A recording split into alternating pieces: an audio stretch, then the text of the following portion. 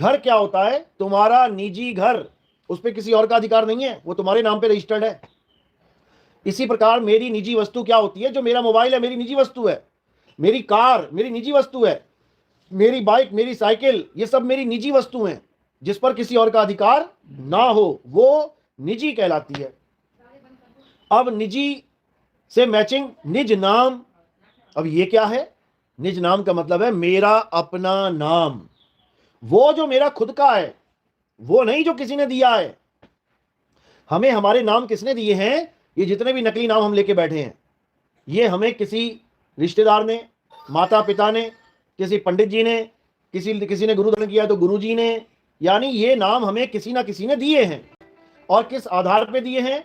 भाषा के आधार पे। हिंदुस्तान में पैदा हो गए हो तो हिंदुस्तानी नाम मिलेंगे, रविंदर, सुरेंदर, महेंद्र।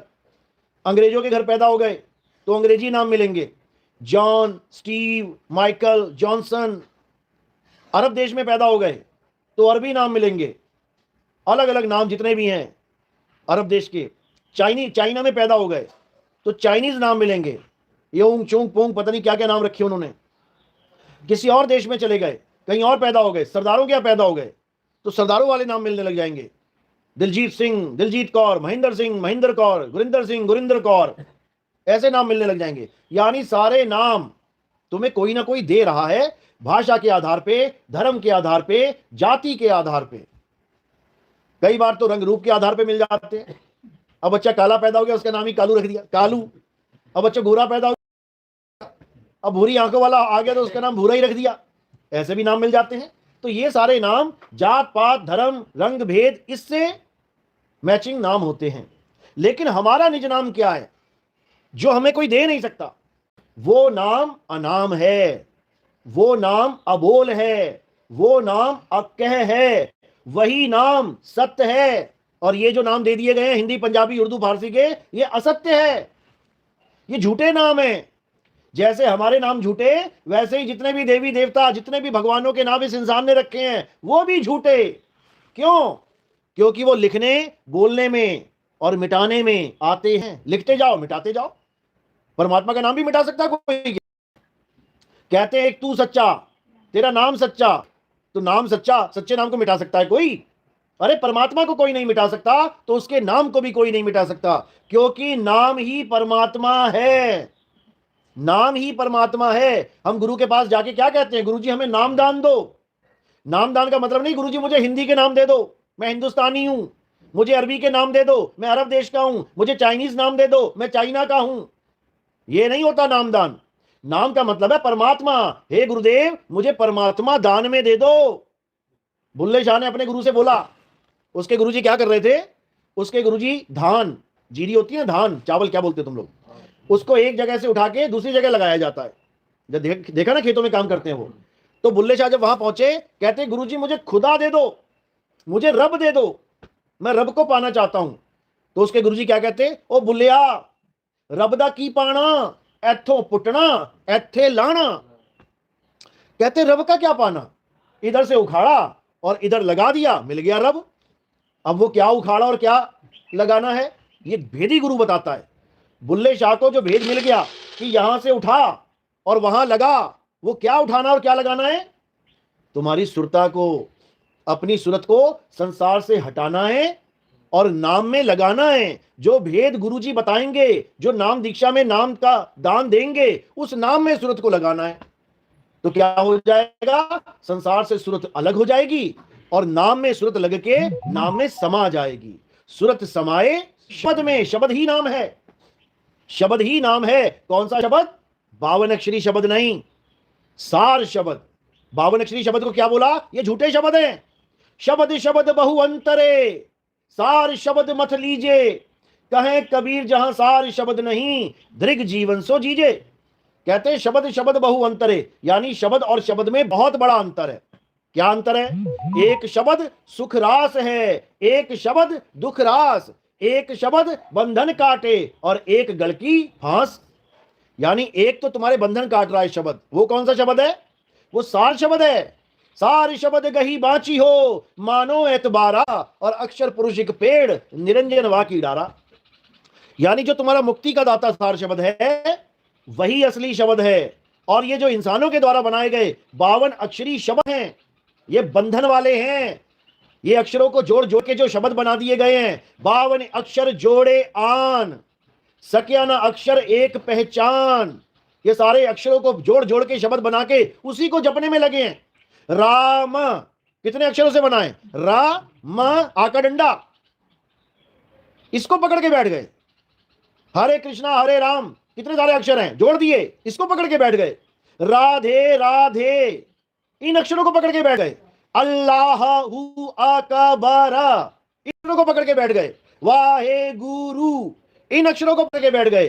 कबीर, इसको पकड़ के बैठ गए। साता नाम, इसको पकड़ के बैठ गए। और पता नहीं क्या क्या पकड़ के बैठ गए, लेकिन पकड़ा केवल अक्षर को ही है।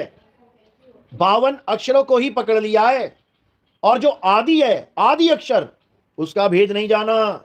आदि अक्षर ही सार शब्द है। कभी साहब समझा रहे हैं। 52 अक्षर जीव आधारा, ये जीव है तो सारे अक्षर निकल रहे हैं। 52 अक्षर जीव आधारा, आदि अक्षर जीभ्या से न्यारा। दो प्रकार के अक्षरों का भेद है, एक 52 बोलने वाले और एक 52 से न्यारा। तो कह रहे सोई गुरु पूरा कहावे, जो 2 अक्षर का भेद बतावे, एक छुड़ावे। ये 52 अक्षर, ये बोलने वाले नाम छुड़वा दे, एक छुड़ावे, एक लखावे। अब लखाना क्या है? आदि अक्षर। आदि अक्षर यानी जो आदि सच, जुगादि सच, है भी सच, नानक होसी भी सच, उसको जानना है। और वो क्या है हे अर्जुन? ये आत्मा है जो अजन्मा है, नित्य है, शाश्वत है, पुरातन है। यही आत्मा सत्य सनातन है। यह सृष्टि भी नहीं बनी थी, कोई भी नहीं था, ना कोई आदमी था, ना कोई अक्षर था, ना कोई शब्द था, ना कोई भाषा थी। तब भी वो आत्मा थी, है और रहेगी। उसी आत्म तत्व को जानना हमारे जीवन का परम लक्ष्य है। उसी आत्म तत्व में समा जाना है। कहते सूरत फंसी संसार में, ता से पड़ गई दूर। किससे दूर हो गई? अपने सत्य स्वरूप से। अपने स्वरूप से दूर हो गई और सारे नकली स्वरूपों को पकड़ के बैठ गई। सूरत फंसी संसार में, ता से पड़ गई दूर, सूरत बांध स्थिर करो, 8 पहर हुजूर। कहां स्थिर करना है? अपने निज नाम में, अपने निज स्वरूप में, तब बात बनेगी। और अगर मंत्रों में जंत्रों में फंस गए तो जन्म बर्बाद हो जाएगा। कबीर साहब समझ रहे हैं, समझा रहे हैं।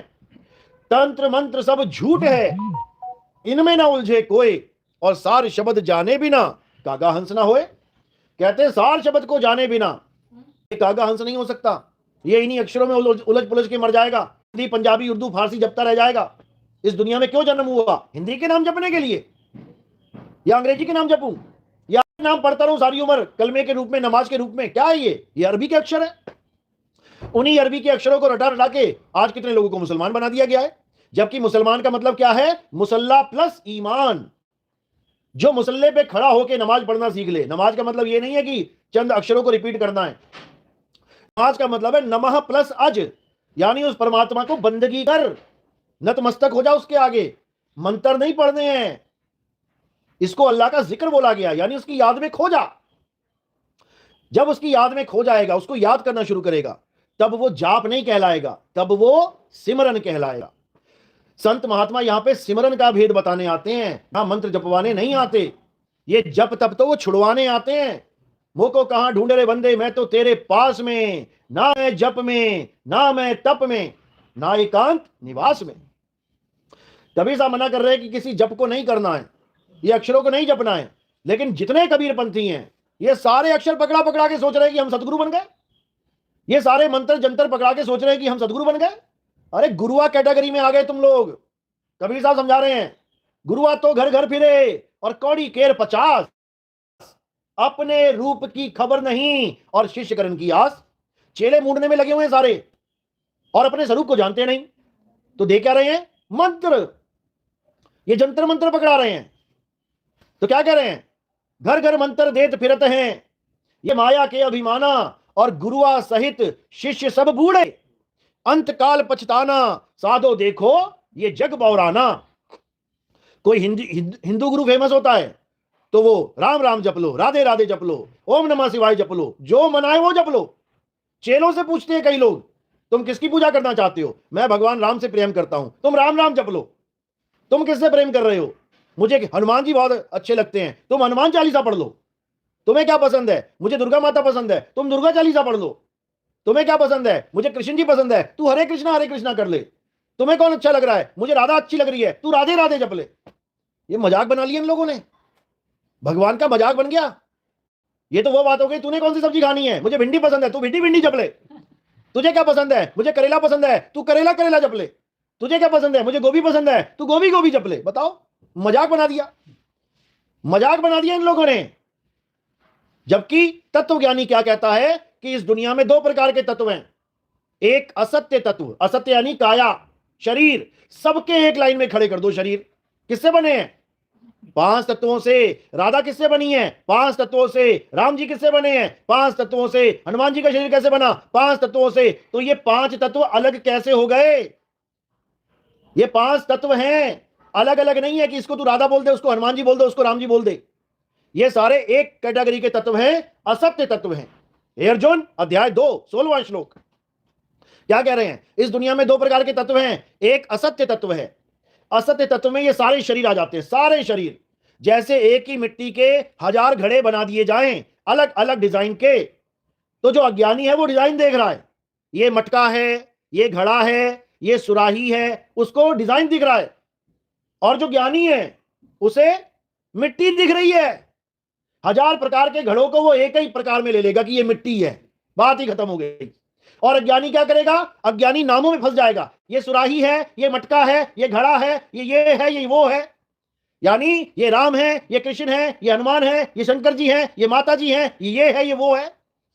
अज्ञानी उन तत्वों को अलग अलग करके जानेगा और ज्ञानी सबको एक मानेगा। यानी असत्य तत्व एक तरफ हो गया। अब तुम कुछ भी नाम रखते रहो, सारे घड़े एक साइड लगा दिए उन्होंने। अब दूसरा तत्व क्या है? पानी। घड़े में क्या है? पानी। अब पानी अलग हो गया, एक तत्व। वो पानी क्या है? वो सत्य है। दो प्रकार के तत्व हो गए, एक मिट्टी और एक पानी। इसी प्रकार दो प्रकार के तत्व, एक असत्य और एक सत्य। असत्य में क्या है? ये सारा संसार असत्य है। हे अर्जुन, जो भी जन्मता है और मर जाता है, जो भी बदलता है, जो सदा एक सा नहीं रहता, असत्य है। अब इसमें सारा कुछ आ गया। तत्वदर्शी सारा अज्ञान एक किनारे कर देगा। ये लो, चला गया। थोथा था, ये हटा दिया। अब क्या बचा? अब बचा सार। सार यानी सत्य तत्व। अब वो क्या है? हे अर्जुन, आत्मा ही सत्य है। आत्मा अजन्मा है, नित्य है, शाश्वत है, पुरातन है। ये आत्मा ही सत्य सनातन है। अब दो प्रकार की कैटेगरी हो गई। एक वो लोग जो मिट्टी की पूजा कर रहे हैं, मैं तो आरती उतारू रे संतोषी माता की। अब एक लोग हो गए ये आरतियां उतारने वाले। कोई घड़े की आरती उतार रहा है, कोई सुराही की आरती उतार रहा है, कोई मटके की आरती उतार रहा है, और सबको अलग अलग मान के अलग अलग पूजा कर रहा है, अलग अलग नाम जप रहा है। तू शिव नाम जप ले, तू राम नाम जप ले, तू अल्लाह नाम जप ले, तू वाहिगुरु नाम, सब अलग अलग नामों में फंस गए। अब दूसरा कौन है? जो एक सत्य को जान रहा है। हे अर्जुन, आत्मा ही सत्य है और आत्मा हम सब में विराजमान है। यही कबीर साहब समझा रहे हैं। सब घट मेरा साइया, सुनी सेज न कोय, और बलिहारी व घट की जिस घट परगट होए। एक तो ये प्रगट ही है, दिख रहा है सामने, और एक वो है जो दिख नहीं रहा है, जिसके प्रगट होने पे बलिहार जा रहे हैं। वो क्या है? आत्मा है। तुम्हारे सामने राम जी खड़े हो गए आशीर्वाद देने के लिए, वो सामने दिखाई दे रहे हैं। वो नहीं चाहिए, वो चाहिए, वो राम चाहिए जो प्रगट होगा तो बलिहार जाऊं। ये तो तन राम है, पानी में जल समाधि लेके इस शरीर का नाश हो गया। ये नाशवान है, शरीर नाशवान है। असली राम कौन है? अविनाशी आत्म राम, जिसके लिए कृष्ण जी कह रहे हैं, हे अर्जुन, अध्याय 3 17वां श्लोक, हे अर्जुन, जो अपनी आत्मा में रमण करते हैं, जो अपनी आत्मा में तृप्त हैं, जो अपनी आत्मा में संतुष्ट हैं, उनके लिए कोई धार्मिक कर्म कर्तव्य लागू ही नहीं होता। यानी अगर कृष्ण जी सामने खड़े भी हो जाए तुम्हारे, तब भी वो नहीं मिला जो तुम्हें चाहिए। वो कौन है जो तुम्हें चाहिए? कृष्ण जी बता रहे हैं कि हे अर्जुन, अपनी आत्मा में रमण कर। जो तुझे चाहिए वो तेरी ही आत्मा है, तुझे तेरा ही ज्ञान चाहिए, आत्म ज्ञान चाहिए। तुझे शरीरों की जरूरत नहीं है कि तेरा कल्याण मैं करूंगा। अरे मैं कितने साल हूं तेरे साथ, अगर मैं ही कल्याण करूंगा तो हमेशा तेरे साथ रहना चाहिए। अगर कृष्ण जी हमारा कल्याण करेंगे तो हम सबके साथ कृष्ण जी को होना चाहिए, लेकिन नहीं है, युग चला गया, अब क्या करेंगे। वक्त का सतगुरु मिलेगा तुम्हें, वक्त का सतगुरु तुम्हें भेद समझाएगा कि पाना किसको है। समझ लो, कृष्ण जी उस वक्त के गुरु हैं जो अर्जुन को समझा रहे हैं। अब नहीं समझाएंगे कृष्ण जी आके, अब तो मूर्तियां लगी हैं उनकी। अब कौन समझाएगा, अब तुम्हें सतगुरु समझाएगा, गुरु समझाएगा, क्योंकि ये परमात्मा की मौज होती है, समय समय पे संतों को भेजा जाता है तुम्हें समझाने के लिए। तो इसी को समझाते हुए कबीर साहब कह रहे हैं कि दो प्रकार के तत्वों को जान ले, एक है असार थोथा और एक है सार यानी सत्य। तो कह रहे सतगुरु ऐसा चाहिए जैसा सूप सुहाए और सार सार तो गही रहे, थोथा दे उड़ाए। अब थोथे में क्या आ जाता है, केवल एक शब्द सुन लेना कबीर साहब का, मोह को कहां ढूंढे रे बंदे, मैं तो तेरे पास में। इसमें सारा थोथा माल ही लिख रखा है। क्या बोल रहे हैं, ना मंदिर में, ना मस्जिद में, ना काबे कैलाश में, ना मैं जप में, ना मैं तप में, ना एकांत निवास में, ये सब थोथा माल है। अब क्या कह रहे हैं, ना मैं त्रिकुटी भंवर गुफा में, ना श्वासों की श्वास में, थोथा माल है। नहीं प्राण में, नहीं पिंड में, ना ब्रह्मांड आकाश में। दोनों हाथों को ऐसे दिखा के कहते हैं ये परमात्मा है बीच में, ये निरंकारी जितने बाबा हैं ये क्या करते हैं, दोनों हाथों के बीच में दिखा देंगे क्या है, ये आकाश तत्व है, ये कहते हैं यही निरंकार है, इसी की पूजा करो। बताओ, अरे इसी में तो मर रहे हैं, खप रहे हैं, इसी में तो भूकंप आ रहे हैं, इसी में तो तबाही मची हुई है। अगर ये परमात्मा है तो परमात्मा के बीच में रहकर भी मैं दुखी हूं। ये कैसा अज्ञान दे दिया इन लोगों ने। ये परमात्मा नहीं है, ये आकाश तत्व है। परमात्मा कौन है, अरे परमात्मा तेरी आत्मा में रमा हुआ है। अपनी आत्मा को जान, आत्म ज्ञान को जान। कबीर साहब समझा रहे हैं, खोजी होए तुरंत मिल जाऊं एक पल की तलाश में, और कहे कबीर सुनो भाई साधो मैं तो हूं विश्वास में। विश्वास तो सबसे लास्ट में बोला उन्होंने, लेकिन लोग यहां सबसे पहले जोड़ देते हैं, इसलिए वो विश्वास अंधविश्वास में बदल जाता है। विश्वास तब करो जब परख कर लो। मैंने कोई चीज परख ली अच्छे से, अब मुझे विश्वास हो गया। मैं मानो ब्रेक ही परख ली, कोई गाड़ी दी किसी ने मुझे, ले भाई गाड़ी चला ले, तो सबसे पहले मैं क्या करूंगा, चला तो सब जाएंगी, रुकती भी है, पता लगा ठुक जाऊं कहीं जाके और बाद में कहीं यार बताना भूल गया था, ब्रेक इसकी थोड़ी कम लगती है, तो सबसे पहले मैं क्या करूंगा, दो चार बार रोक के देखूंगा भाई कहां जाती है ये। अब जब मुझे पता लग गया कि इतनी देर पे ये ब्रेक लग रही है, अब मुझे पूरा विश्वास हो गया कि अब मैं इस ब्रेक को कैसे यूज करूंगा, कैसे बच जाऊंगा, कितनी स्पीड में चलाना है मैंने इसको, और कितनी देर में ब्रेक लगानी है और वहां जाके ये रुक जाएगी। मुझे पूरा विश्वास हो गया और मैंने गाड़ी ले ली और अंधविश्वास कर लिया कि ठीक ही होगी। फिर क्या होगा, फिर खुद भी ठुकेंगे और सामने वाले को भी ठोक देंगे। तो इसलिए कबीर साहब ने विश्वास तो बोला, लेकिन सबसे लास्ट में बोला, सबसे लास्ट में बोला कि नहीं प्राण में, नहीं पिंड में, ना ब्रह्मांड आकाश में, ना मैं त्रिकुटी भंवर गुफा में, ना श्वासों की श्वास में, ना मैं जप में, ना मैं तप में, ना एकांत निवास में, ना मंदिर में, ना मस्जिद में, ना काबे कैलाश में, खोजी होए तुरंत मिल जाऊं एक पल की तलाश में। और कहे कबीर सुनो भाई साधो मैं तो हूं विश्वास में। सबसे लास्ट में विश्वास करना है आपने, पूरा परखने के बाद। तुम लेके जाओ सुनार के पास, ये जी मैंने बाली बेचनी है, क्या करेगा वो, दे देगा पैसा, पकड़ा देगा तोल के, क्या पूरा खंगालेगा।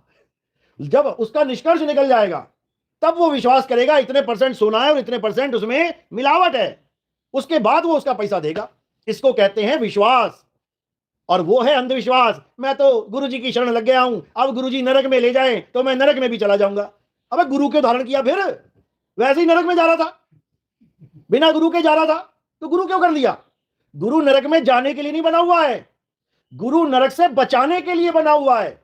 और जो ये सोचे यार मैंने गुरु धारण कर लिया, ज्ञान उसका पूरा नहीं है, लेकिन मुझे गुरु से प्यार इतना है मैं छोड़ नहीं सकता, वो महामूर्ख है।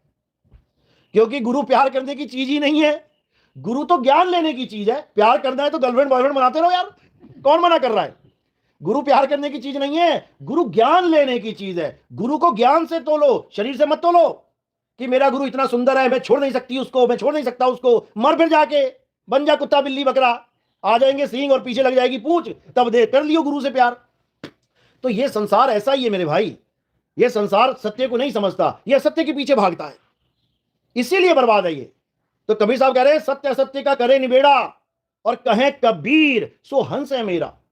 जो सत्य और असत्य का निबेड़ा करे, यानी गुरु के ज्ञान को परख ले, वही सच्चा गुरु है, वही सच्चा चेला है। तभी बात बनेगी, नहीं तो नहीं बनेगी। तो इसलिए कबीर साहब का बिल्कुल साफ सुथरा मार्ग है। वो क्या कहते हैं, कभी भी गुरु की देह में नहीं अटकना है कि तुम गुरु की देह से प्रेम करके बैठ जाओ। गुरु ज्ञान है, ज्ञान की तलवार से जंग होगी यहां पे। इसको ज्ञान खड़ग बोला है कबीर साहब ने कई वाणियों में।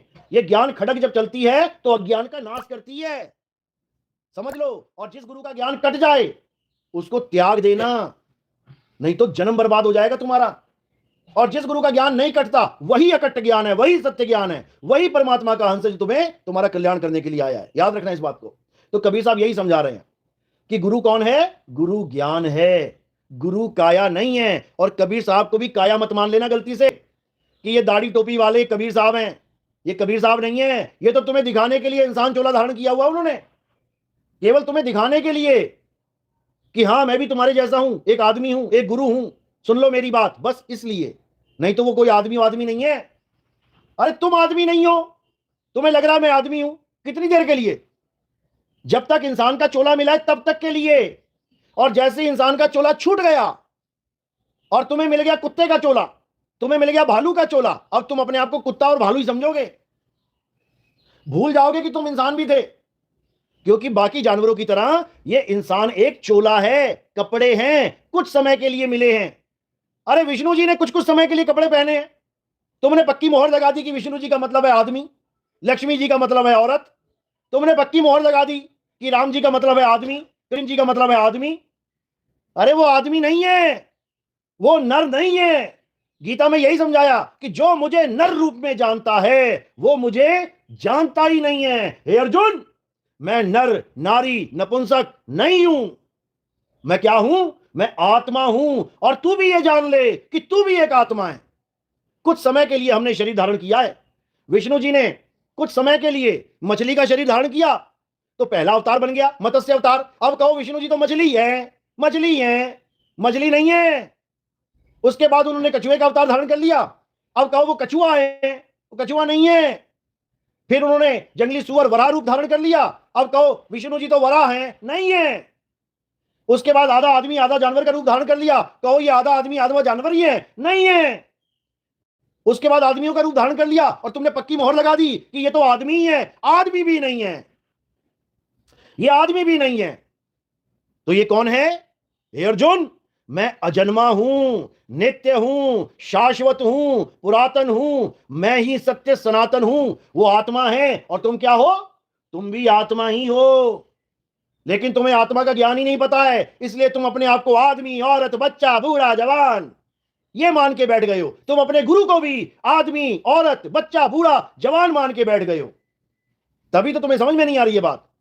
जब तक तुम मुझे शरीर मानते रहोगे तब तक तुम अपने आप को आत्मा जान ही नहीं सकते। क्योंकि गुरु हमें किसी और का नाम नहीं, अपने स्वरूप का ज्ञान देता है। मैं तुम्हें वो ज्ञान दे रहा हूं जो मेरा स्वरूप है, जो मैंने जाना है, उसके बारे में तुम्हें समझा रहा हूं। कहते गुरु मुझे दीजिए अपना ज्ञान, यानी जो ज्ञान आपको है। कौन सा ज्ञान है? राम राम करना है क्या? राधे राधे का ज्ञान है, आत्मा का ज्ञान है। गुरु जी जो आपका ज्ञान है वही मुझे दे दो। गुरु मुझे अपना रूप दिखाओ। मेरा रूप और आपका रूप एक ही है, लेकिन ये मिट्टी के घड़े अलग अलग दिख रहे हैं। तो तुम अपने आप को औरत मान के बैठे हो और गुरु को आदमी मान रहे हो। तुम अपने आप को बच्चा मान लिया, गुरु जी को बूढ़ा मान रहे हो। तुम अपने आप को बूढ़ा मान लिया, गुरु जी को तुम कह रहे हो भी तो ये 40 साल का ही है। अटक जाओगे इसी में, भटक जाओगे इसी में। मेरी उम्र जानते जानते तुम्हारी अपनी उम्र खत्म हो जाएगी। हम सब अजन्मे हैं, नित्य हैं, शाश्वत हैं, लेकिन अपने आप को जान नहीं पा रहे हैं। इसलिए हम 30 साल 20 साल 40 साल का बन के बैठे हुए हैं। सबको डेट ऑफ बर्थ याद है अपनी? याद है? फॉर्म में लिखते हो ना? जिसको याद है पक्का मरेगा वो। क्यों मरेगा? क्योंकि उसने मान लिया कि मैं सन 1984 में पैदा हुआ था, मैं 1985 में पैदा हुआ था, मैं 2000 में पैदा हुआ था, और जो पैदा हुआ है वो पक्का मरेगा। अरे तू अजन्मा है, तू कभी पैदा हो नहीं सकता, तू कभी मर नहीं सकता। तेरी डेट ऑफ बर्थ कहां से आ गई? ये सारा भ्रम जाल है भाई, ये सारा माया जाल है। इस माया जाल से निकलो और अपने सत्य स्वरूप का बोध करो। ये तंत्र मंत्र छोड़ो, ये राधे राधे, राम राम, अल्लाह अल्लाह, वाहिगुरु वाहिगुरु, ये सब छोड़ो और अपनी आत्मा को जानो। तब समझ लो कि अब मिलेगा परमात्मा।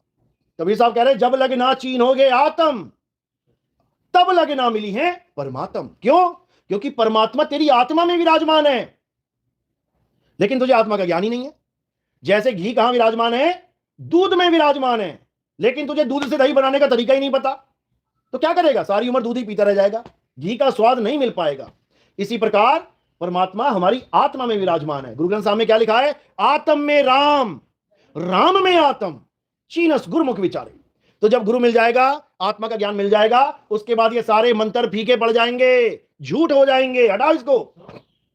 और जब तक आत्मा का ज्ञानी गुरु नहीं मिला, तब तक ये ठीक है भैया, जो मिला है करते चलो, पूजा पाठ करते चलो, कोई दिक्कत नहीं है, गुड्डे गुड़ियों का खेल खेलते चलो, शादी ब्याह करते चलो। कब तक? जब तक तुम बड़े ना हो जाओ। अब बड़े हो गए 30-30 साल के और खेल रहे हो गुड्डे गुड़िया, तो लोग कहेंगे बेवकूफ है क्या ये दिमाग से पैदल लोग हैं क्या? तो ठीक है, गुड्डे गुड़िया सबने खेले हैं, तुम भी खेल लो, लेकिन एक समय तक, एक लिमिट होती है इसकी। तो ठीक है, मूर्ति पूजा करनी है करो, देवी देवता पूजने पूजो, हवन यज्ञ करना है करो, जो करना है करो, लेकिन कब तक? जब तक तुम्हारे जीवन में आत्मज्ञानी गुरु ना आ जाए तब तक जो मर्जी करो। तो जो आत्मज्ञानी गुरु आ गया, फिर क्या करना है? सब कुछ छोड़ दो, एक छुड़ाए एक लखाए, तब प्राणी निज घर को जाए। निज घर, मेरा घर, जिसको मैं कह सकूं कि मेरा है, उस पर किसी और का अधिकार नहीं है। ये तुम्हारा घर है क्या? ये घर क्या तुम्हारा है? ये शहर तुम्हारा है? ये देश तुम्हारा है? ये ग्रह तुम्हारा है? ये ब्रह्मांड तुम्हारा है? तुम तो कैदी बने बैठे हो यहां पे। अरे ये घर तुम्हारा नहीं है जिसको तुम मेरा मेरा कर रहे हो, ये तुम्हें छोड़ना पड़ जाएगा। निज घर यानी मेरा घर, जिसको मैं कह सकूं ये मेरा है, और वहां का कोई और राजा नहीं है, तुम ही राजा हो, तुम ही राजा हो। वहां के राजा भिखारी बना बैठा है। अरे तू सबका सरदार है, गुलाम कैसे हो रहा? तू सबका सरदार है, लेकिन गुलामी की जिंदगी जी रहा है। क्यों? तू भूल गया अपने आप को। जैसे हनुमान जी भूल गए कि मेरे पास क्या क्या ताकत है, शक्ति है, पूरी शक्तियां उनके पास थी, लेकिन भूले बैठे थे। किसी ने याद कराया, बन गए महावीर हनुमान, अब लो पंगा।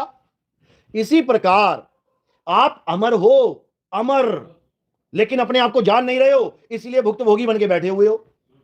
और जिस दिन ये जान गए कि तुम क्या हो, फिर तुम ही तुम हो, समझ लो। चलो, तो आज के सत्संग ही समाप्त करते हैं। और